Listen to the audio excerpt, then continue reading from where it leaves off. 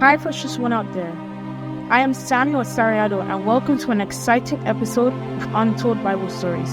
Do I have someone with itching ears to listen to an unusual story from the Bible? You are in the right place. Now relax and let me give you a treat of a Bible story you have never heard before. I'm about Gideon. See you. Oh, where this is God. Where are we? I think that the Scorpion Pass. Hey guys, this is what we're suffering. All that we need you to do is subscribe to this channel. Hit the subscribe button and hit the bell. That way you get notified when we post the videos. Bye friends.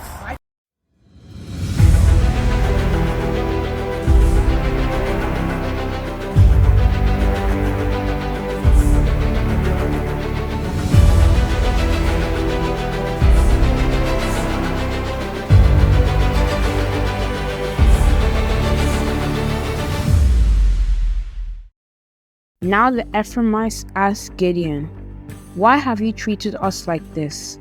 Why didn't you call us when you went to fight Midian?" And they challenged him vigorously. But he answered them, "What have I accomplished compared to you? Aren't the gleanings of Ephraim's grapes better than the full grape harvest of Abiezer? God gave Oreb and Zeb, the Midianite leaders, into your hands. What was I able to do compared to you?" At this, their resentment against him subsided. Gideon and his 300 men, exhausted yet keeping up the pursuit, came to the Jordan and crossed it. He said to the men of Succoth, "Give my troops some bread. They are worn out, and I am still pursuing Zebah and Zalmunna, the kings of Midian." But the officials of Succoth said, "Do you already have the hands of Zebah and Zalmunna in your possession? Why should we give bread to your troops?" Then Gideon replied, "Just for that. When the Lord has given Zebah and Zalmunna into my hands, I will tear your flesh with the desert thorns and briars." From there he went up to Peniel. I made the same request of them, but they answered, as the men of Succoth had. So he said to the men of Peniel, "When I return in triumph, I will tear down this tower." Now Zebah and Zalmunna were in Karkor, with a force of about 15,000 men, all that were left of the armies of eastern peoples. 120,000 swordsmen had fallen. Gideon went up by the route of nomads, east of Nobah and Jogbehah, and attacked the unsuspecting army. Zebah and Zalmunna, the two kings of Midian, fled, but he pursued them and captured them, routing their entire army. Gideon, son of Joash, then returned from the battle by the pass of Heres. He caught a young man of Succoth and questioned him, and the young man wrote down for him the names of 77 officials of Succoth, the elders of the town. Then Gideon came and said to the men of Succoth, "Here are Zebah and Zalmunna, about whom you taunted me by saying, 'Do you already have the hands of Zebah and Zalmunna in your possession? Why should we give bread to your exhausted men?'" He took the elders of the town and taught the men of Succoth a lesson by punishing them with desert thorns and briars. That's serious. What do you think about the actions of Gideon? Beating old men with desert thorns and briars? Drop your views in the comment box.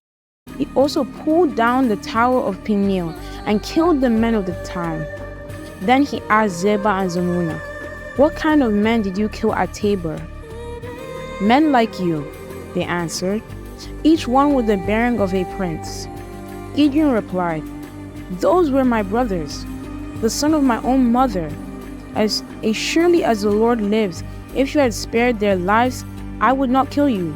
Returning to Jether, his oldest son, he said, "Kill them." But Jether did not draw his sword, because he was only a boy and was afraid. Zebah and Zalmunna said, "Come, do it yourself. As is the man, so is his strength." So Gideon stepped forward and killed them, and took the ornaments off their camels' necks. Israelites said to Gideon, "Rule over us, you, your son, and your grandson, because you have saved us from the hand of Midian." But Gideon told them, "I will not rule over you, nor will my son rule over you. The Lord will rule over you." And he said, "I do have one request, that each one of you give me an earring from your share of the plunder." It was the custom of Ishmaelites to wear gold earrings.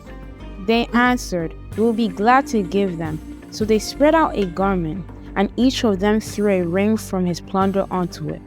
The weight of the gold rings, he asked, for came to 1,700 shekels, not counting the ornaments, the pendant, and the purple garment worn by the king of Midian, or the chains that were on their camels' necks.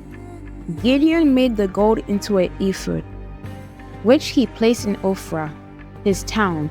All Israel prostituted themselves by worshipping it there, and it became a snare to Gideon and his family.